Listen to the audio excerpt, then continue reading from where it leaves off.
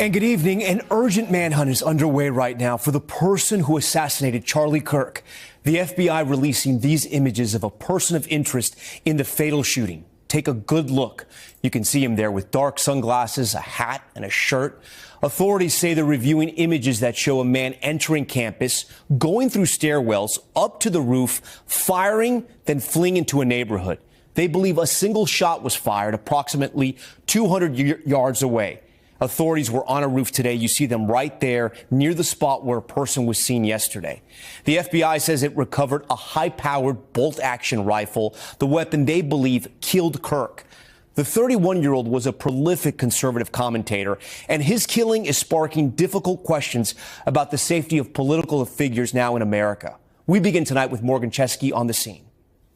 Tonight, the massive manhunt. The FBI releasing these images of a person of interest in the assassination of Charlie Kirk, offering a $100,000 reward for information, revealing they've now found the weapon that was used. It is a high-powered bolt-action rifle. That rifle was recovered in a wooded area where the shooter had fled. And more potential critical evidence near the crime scene. Investigators have also collected footwear impression, a palm print, and forearm imprints for analysis. President Trump late today. I hear they're making big progress. And we're getting new information about the grim timeline. Investigators say the shooter arrived on Utah Valley University's campus at 11:52 a.m. We spoke to Utah DPS Commissioner Bo Mason. We know what time the gunman arrived on campus. Yes. Do we know if he had the rifle with him when he did? We believe he did. We believe it was with him the entire time, concealed. Authorities say surveillance video captures him climbing stairwells to the top of a building, then moving across its roof to the shooting location, which was roughly 175 yards away from the stage. The roof with easy access. It is very accessible. Doors to access unlocked. Not even doors. There's open pathways with railings that you stand over. So there's somebody on the roof right there? This video appearing to catch a glimpse of a figure dressed in black up on top of that very roof. Then Kirk arrived for the event, throwing hats to a cheering crowd before taking audience questions under a tent. Around 12:20 p.m., he was answering a question about mass shootings. Do you know how many mass shooters there have been in America over the last 10 years? Counting or not counting gang violence? Great. The video too disturbing to show. 3,000 people in the crowd, then screaming and running for their lives.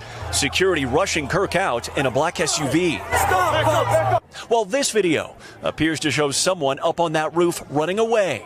Amid the chaos of that fatal shot, authorities say the gunman then jumped off a building, making his way off this campus into a nearby neighborhood. Brandon Russin was close to the stage. All of a sudden, my heart just dropped to my stomach, and I knew after seeing the graphic nature of that shot, that it was real, that Charlie had been shot. After diving to the ground, he texted his wife. What do you say? The most important words I can say: I love you.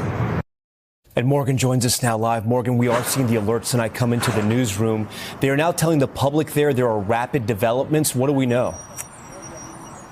Yeah, Tom, that's right. And we're still awaiting those extra details. But Commissioner Mason did tell me that when he viewed this surveillance footage of the suspect as they made their way across campus, he said he appeared to be comfortable, almost familiar with the layout of this campus, adding that when that fatal shot was fired, the gunman did appear to have a face covering on, concealing his identity. Tom? Morgan Chesky with that new reporting right there. Morgan, we thank you. Now to the growing security concerns after Charlie Kirk's assassination, with President Trump tonight revealing he'll attend Kirk's funeral next weekend. Gabe Gutierrez has the late details. At the Pentagon, honoring today's 9/11 anniversary, President Trump announcing he'd posthumously award Charlie Kirk the Presidential Medal of Freedom. Charlie was a giant of his generation. Vice President Vance landing late today in Utah to see Kirk's family. The president speaking with Kirk's wife, Erica, by phone. We had a long talk, and she's devastated. And suggesting he knows the motive. I have an indication, yeah, but we'll let you know about that later. The 31-year-old conservative star remembered tonight for rallying young voters and encouraging open debate, often taking questions from Democrats on campus. Do you think gun ownership is a privilege or a right? I think it is a privilege. That's where we disagree. Donald Trump Jr. was a close friend. He could just relate to people, even his biggest detractors. I mean, on a daily basis, Charlie Kirk gave them a platform to debate these ideas. The president now blaming what he calls the radical left. For years, those on the radical left have compared wonderful Americans like Charlie to Nazis and the world's worst mass murderers and criminals. This kind of rhetoric is directly responsible for the terrorism that we're seeing in our country today. But threats against high-profile figures from both parties are on the rise. Capitol Police telling NBC News its agents are on track to work through roughly 14,000 threat cases this year alone, which would be a 48% increase from 2024.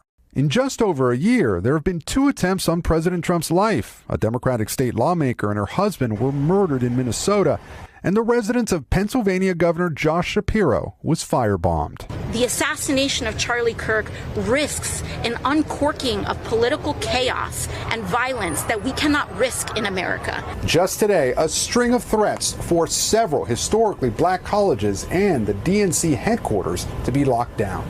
Tom?